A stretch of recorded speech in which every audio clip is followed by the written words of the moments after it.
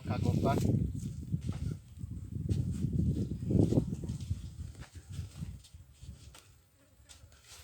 เด้อเบิ่งวิธีกินมะม่วงคากบเด้อพี่น้องเด้อมาเด้อเด้อ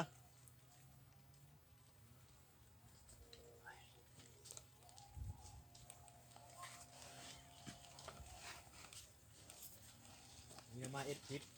ฝากกินมะม่วงคากบเนาะโอ้ยเนี่ยแท้พี่มาลีกินยันพี่เจ้าเขาเห็นพี่มาลีกินคากบเลยเด้อนี่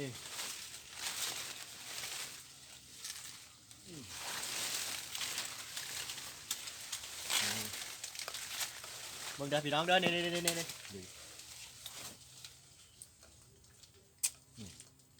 อืมฮึ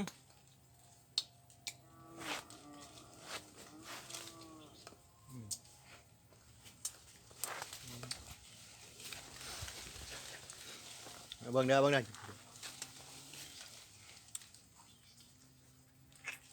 อืมฮึจับพี่น้อง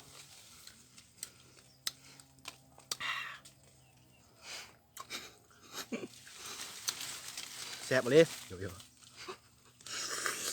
อืมฮึ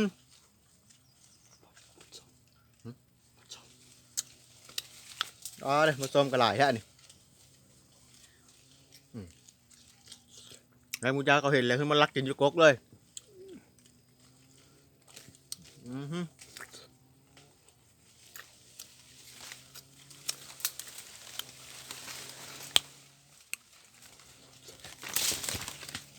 อืม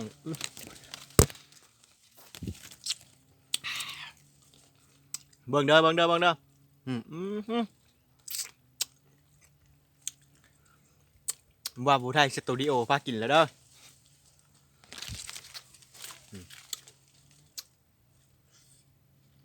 อืมฮึคัก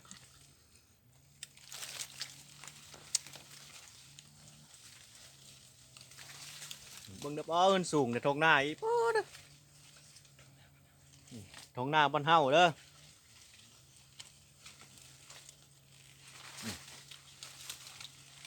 อ๋อเด้อหุ่นจนสูงขนาดคอยเบิ่งชุดบ่ายชุดขี้เลยพี่น้องเอ้ยอืมฮึหวานล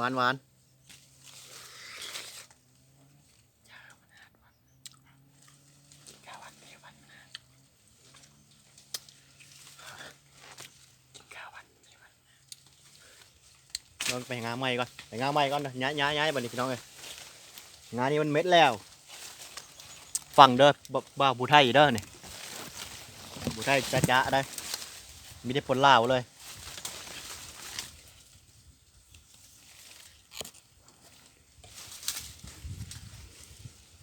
เอ้ยกินมะม่วงคากกกินยะเนาะพี่น้องเนาะโอ้ได้ปีนได้มันสูงเลย